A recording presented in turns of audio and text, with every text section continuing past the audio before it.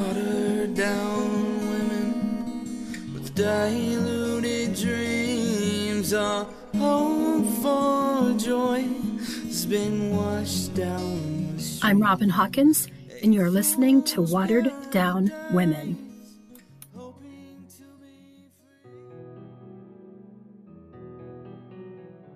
Vanity of vanities, all is vanity. This verse from the Bible's book of Ecclesiastes are the words of Solomon, the wisest and richest king in all of history. He chose this phrase to describe the utter emptiness and meaninglessness in his earthly life, despite all of the wisdom, wealth, and pleasures he enjoyed. Although Solomon was nearing the end of his life when he reflectively wrote this piece, the sentiment of these passages seemed to resonate among younger people in this modern era, especially those who have seen more than their fair share of pain, insecurity, and instability. Throughout mankind's history, a hollow emotionalism has led to his search for identity and meaningfulness.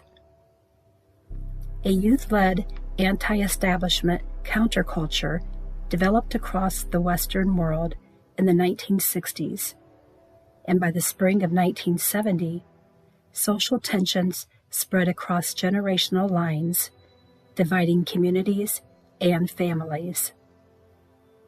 An anti-authoritarian mindset was prevalent among teenagers and young adults, and this led to an upheaval in their attitudes, actions, and belief systems.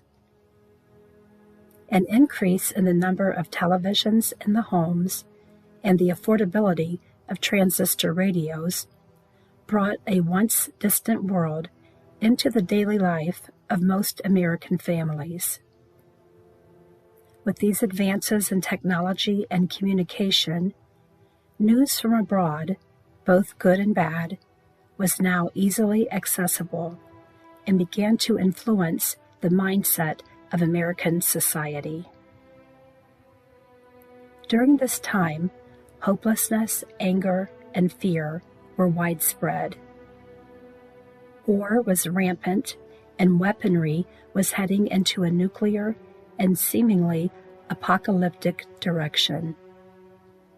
Mankind had entered into the space race, bringing with it an anxiety about the uncertainty and futuristic unknowns of our planet. And riots and protests were at the forefront of every newspaper. For a person who was already depressed and pessimistic, these worries compounded an overwhelming angst and despondency, and that feeling was especially festering inside Sonny Adkins. For reasons we'll never know, his grim and dismal persona appealed to the obtuse and imperceptive mentality of Kathy Smith. From what we have already discussed, we learned that Kathy had grown increasingly bored and restless with her life as a housewife, and her role as mother to two small children seemed insignificant as she became completely engrossed and enchanted with her new dispirited love interest. At first, Kathy and Sonny's romance appeared to be only sexual in nature, as she had a husband and he continued to date other women. So onlookers saw them as simply sowing their wild oats. As time went on, and their dependency on one another led to them spending more and more time together, friends and family members began to take note of their behaviors and worried that the couple had developed a shared, gloomy outlook on life. To everything there is a season, and a time to every purpose under the heaven, a time to be born and a time to die. Wise Solomon's words from Ecclesiastes chapter 3 could not have been more prophetic, at least where Kathy and Sonny were concerned. Sonny had returned to his little Kentucky neighborhood less than 2 months prior to meeting Kathy, and she had lived in the area for only 6 months when their fateful paths crossed. To most people, that seems like a ridiculously short amount of time to become so engrossed with someone that you would trust them with your life, and even more so, to entrust them with your death. This sudden infatuation and obsession does, at face value, look to be rather absurd. But what if some other force, far removed from love, was at play? When we hear the word curse, our first thought is usually of someone speaking a profanity or an expletive. But some people believe it to mean an utterance used to invoke a supernatural power to inflict harm on someone or something. There are individuals who follow the practice of Chinese geomancy or feng shui in belief that invisible forces from within the earth are what binds humanity and the universe together.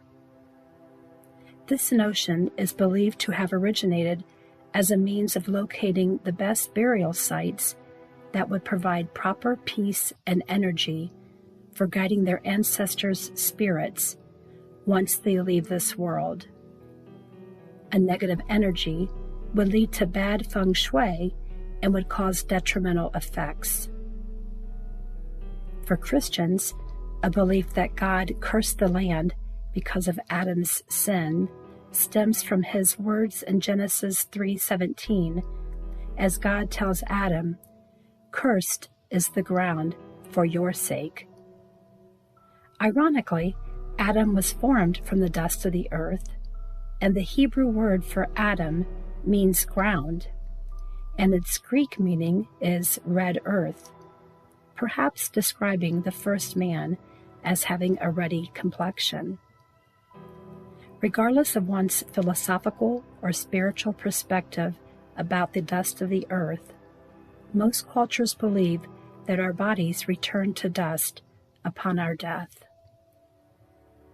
With that being said, is it possible for a piece of ground to harbor a drawing power that lures evil or destruction?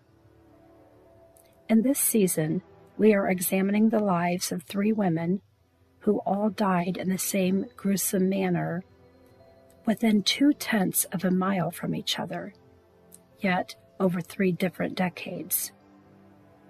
In future episodes, we'll uncover even more uncanny commonalities among these victims and discover that those similarities lead back to the same central connection, and that is, in fact, their location.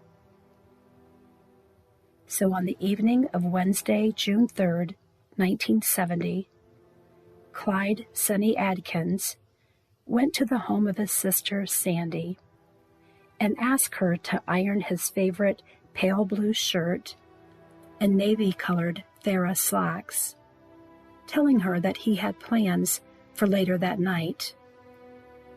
Meanwhile, Kathy Smith adorned herself in a white eyelet-laced blouse, orange and white plaid skirt, and white slingback sandals.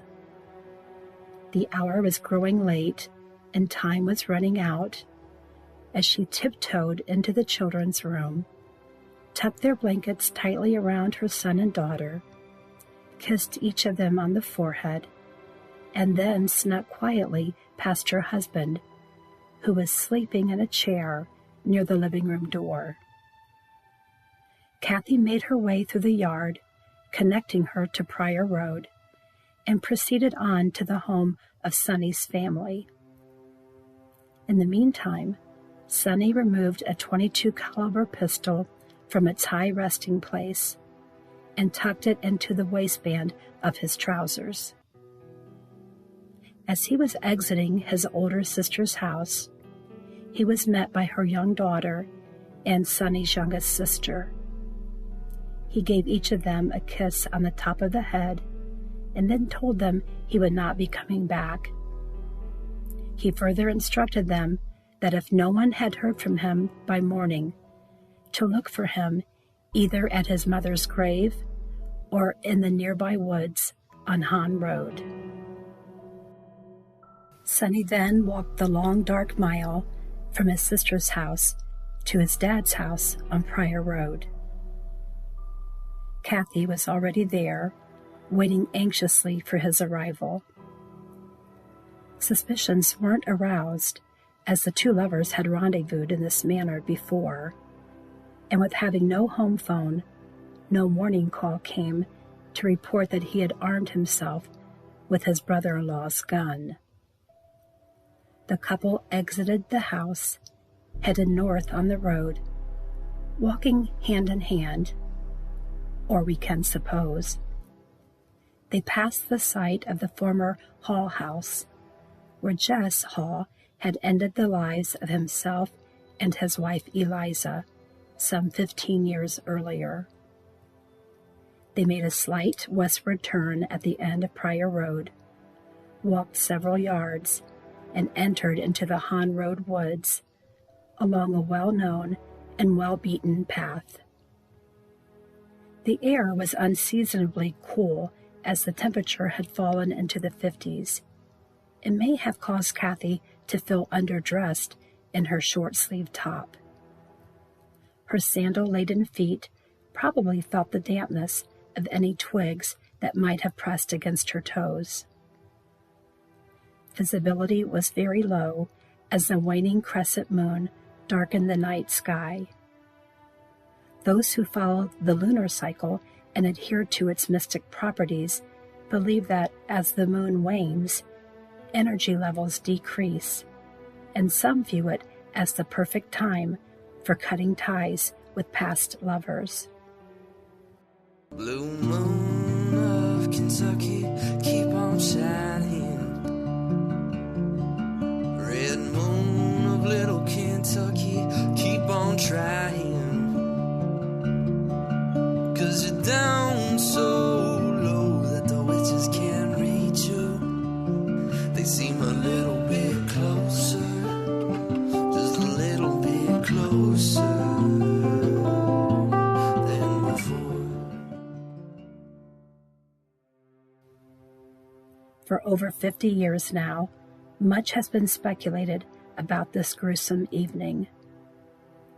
Rumors have been passed down through the decades, reporting that a third person was seen in the woods that night.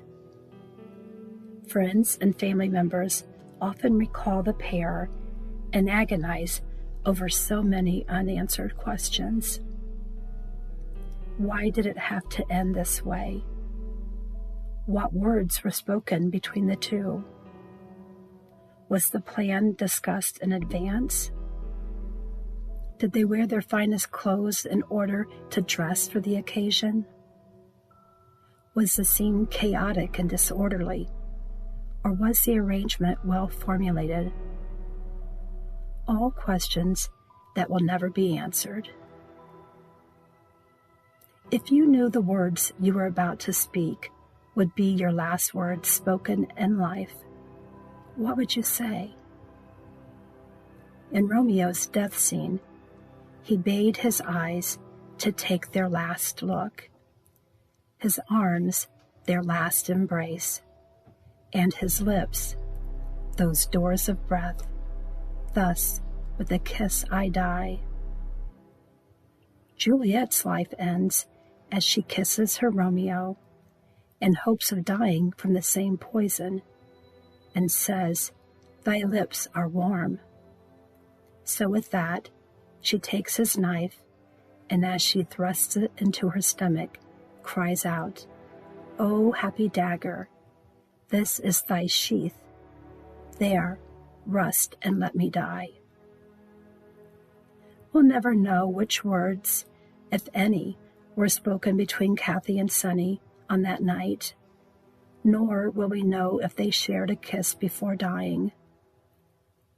In the early morning hours of Thursday, June 4th, 1970, before the morning sun peeked through the clouds, the family of Sonny Adkins began a search of the Han Road woods, frantically calling out his name.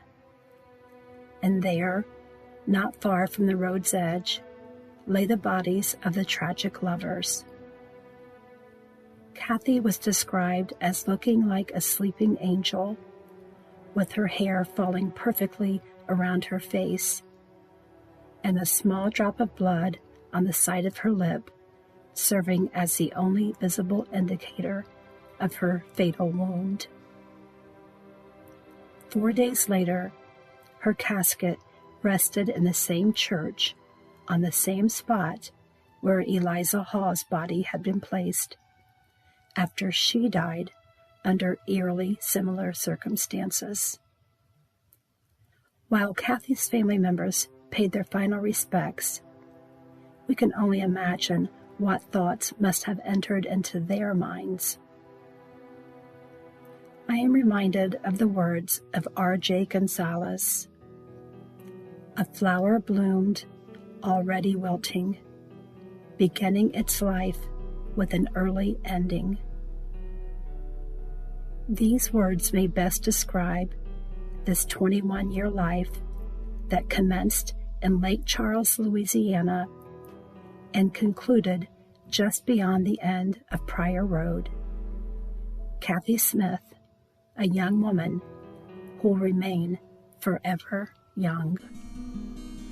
Watered down women with diluted dreams, our hope for joy has been washed down. Grab a shovel and join me each Monday as we dig a little deeper and uncover the tragedies of watered down women. Cemetery.